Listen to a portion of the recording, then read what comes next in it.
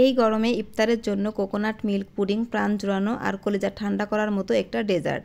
এটা বানাতে সহজ আর খেতে কিন্তু অনেক মজার হয়, আর সেই সাথে অনেক এনার্জি পাওয়া যায় এই পুডিংয়ে। হ্যালো এভরিওয়ান, আসসালামু আলাইকুম। আশা করি সবাই ভালো আছেন। আলহামদুলিল্লাহ, আমরাও ভালো আছি। আজকে আমি আপনাদেরকে করে দেখাবো ডাবের পুডিং, ডাবের মিল্ক পুডিং। এটা কিন্তু খুবই সহজ একটা রেসিপি, আপনারাও শিখে নিয়ে এটা বাসায় ট্রাই করতে পারবেন। আর ইফতারিতে যদি এরকম একটা ডেজার্ট রাখেন তাহলে কিন্তু আপনার মন প্রাণ একদম জুড়িয়ে যাবে।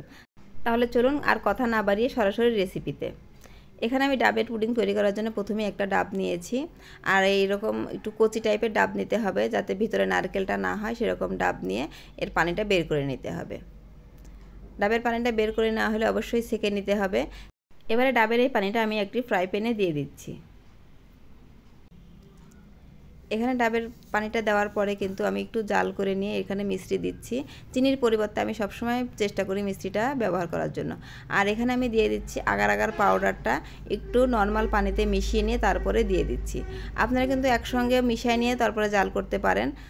এখানে আমি 1 চামচ পরিমাণ আগার আগার পাউডারটা দিয়ে দিয়েছি। এর বেশি কিন্তু এখানে কোনোভাবেই দেওয়া যাবে না। তবে এই আগার আগার পাউডারটা কিন্তু আপনার এই জেলো তৈরিতে সাহায্য করবে, জেলো জমাট বাঁধতে সাহায্য করবে। এখানে ডাবের পানিটা 1 থেকে 2 বার উতলানোর পরে কিন্তু এটা নামিয়ে নিতে হবে। আর এরকম একটা ফ্ল্যাট জায়গাতে রাখতে হবে, যাতে জেলোটা সমানভাবে সব দিকে থাকে এবং সুন্দরভাবে সেট হয়ে যায়। ডাবের এই জেলোটা রুম টেম্পারেচারে 20 থেকে 25 মিনিটের মধ্যে কিন্তু একদম জমাট বেঁধে যাবে। তো দেখুন এখানে পুরোটাই শক্ত হয়ে গিয়েছে। এবার আমি একটা ছোটো ছোটো পিসেস করে কেটে নিব।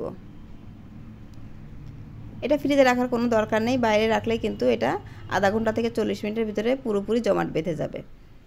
তো এই দেখুন এখানে কিন্তু আমার জেলোগুলো একদম তৈরি করা হয়ে গেছে, কেটে নেওয়া হয়ে গিয়েছে। এগুলো কিন্তু কোনো রকম নরম নেই, একদম শক্ত হয়ে আছে। তো এবার আমি যে পাত্রে আমি পুডিংটা সেট করব সেটাতে আমি ঢেলে নিচ্ছি। এইভাবে ডাবের এই পিসেস করা পুডিংগুলো সবগুলো একসঙ্গে ঢেলে নিতে হবে এবং একটা চামচের সাহায্যে একটু নাড়াচাড়া করে দিয়ে সবগুলো যাতে সমানভাবে থাকে সেভাবে একটু সমান করে দিতে হবে চারপাশে।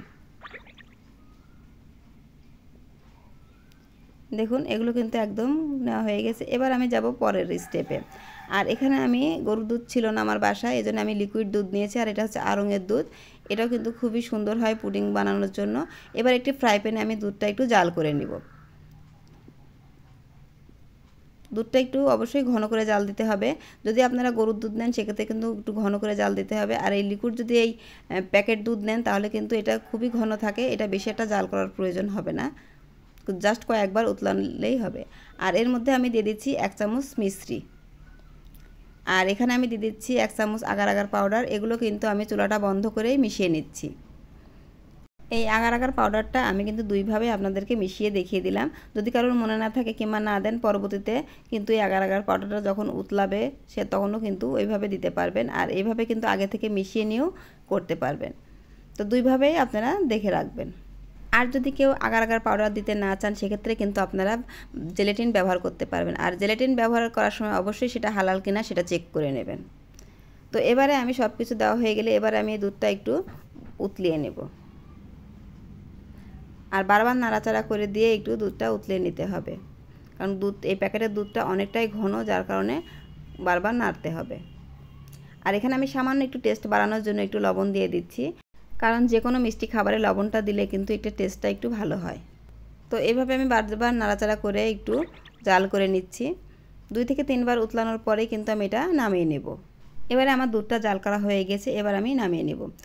আর নামানোর সঙ্গে সঙ্গে কিন্তু আমি এই যে ডাবের যে জেলোটা আমি তৈরি করে রেখেছিলাম পিসেস করে কেটে, তার মধ্যে আমি পুরো দুধটা দিয়ে দিচ্ছি এবং 2 থেকে 3 মিনিট পরে কিন্তু এভাবে একটু নাড়াচাড়া করে দিতে হবে, যাতে নিচের দিকে ডাবের যে পুডিংয়ের পিসেসগুলো আছে সেগুলো একটু উপরের দিকে উঠে আসে। আর এতে করে কিন্তু ডাবের এই ছোটো ছোটো পিসেসগুলো কিন্তু সব দিকে সমানভাবে থেকে যাবে।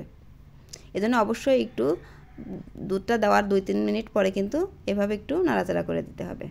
এবারে পুডিংটা সেট হওয়ার জন্য রুম টেম্পারেচারের পুডিংটা রেখে দিতে হবে। তো এখানে 1 থেকে 1.5 ঘন্টার মধ্যে কিন্তু পুরো পুডিংটা সেট হয়ে গিয়েছে আমার। তো এবার আমি এটা ট্রান্সফার করে নিব, আর এবার একটা প্লেট দিয়ে তার উপরে উল্টিয়ে নিয়ে আমি এটা বোল্ড আউট করে নিব। এটা একটু হালকা 2 পাশে একটু সাইডে একটু এভাবে একটু হাত দিয়ে চাপ দিলেই কিন্তু এটা সুন্দরভাবে বাটিটা উপর দিকে উঠে আসবে। তো মাশাআল্লাহ আমার এখানে ডাবের পুডিংটা কিন্তু একদম কমপ্লিট হয়ে গিয়েছে। তো এবার আমি এটাকে পিসেস করে কেটে নিব। এই দুধ ডাবের পুডিংটা কিন্তু খুবই হেলদি একটা ডেজার্ট। আপনারা কিন্তু এই গরমে অবশ্যই ট্রাই করতে পারেন। আর এই কোকোনাট মিল্ক পুডিংটা কিন্তু অবশ্যই ফ্রিজে রেখে খেতে হবে, কারণ যে কোনো ডেজার্ট কিন্তু ঠান্ডা খেতে ভালো লাগে। তো আমি আর এগুলো পিসেস করে কাটা হয়ে গিয়েছে, দেখতেই পাচ্ছেন কতটা সুন্দর হয়েছে। এর ভেতরটাও কিন্তু অনেকটা সুন্দর হয়েছে, এটা দেখতেও কিন্তু মাশাআল্লাহ অনেক সুন্দর হয়েছে। তো আপনারাও কিন্তু ইজিলি বাসাতে অল্প সময়ের মধ্যে কিন্তু এই মিল্ক পুডিংটা করে নিতে পারবেন। এটা ছোট থেকে বড় সবাই কিন্তু খুবই পছন্দ করবে। আর ইফতারির টেবিলে যদি এরকম একটা আইটেম থাকে তাহলে তো ইফতারিটা একদমই জমে যাবে। সারাদিন রোজা রাখার পরে যদি ইফতারিতে এরকম একটা ডেজার্ট আপনি ট্রাই করেন তাহলে কিন্তু আপনার মন প্রাণ একদম জুড়িয়ে যাবে। তো আশা করি আমার এই রেসিপিটি সবার ভালো লেগেছে। আর ভালো লাগলে অবশ্যই চ্যানেলটা সাবস্ক্রাইব করে আমার পাশেই থাকবেন। আর যারা ফেসবুক থেকে দেখছেন তারা আমার পেজটা ফলো করে লাইক কমেন্ট শেয়ার করবেন। তো ধন্যবাদ সবাইকে, দেখা হবে নেক্সট কোনো রেসিপিতে। সেই পর্যন্ত সবাই ভালো থাকবেন, সুস্থ থাকবেন। আল্লাহ হাফেজ।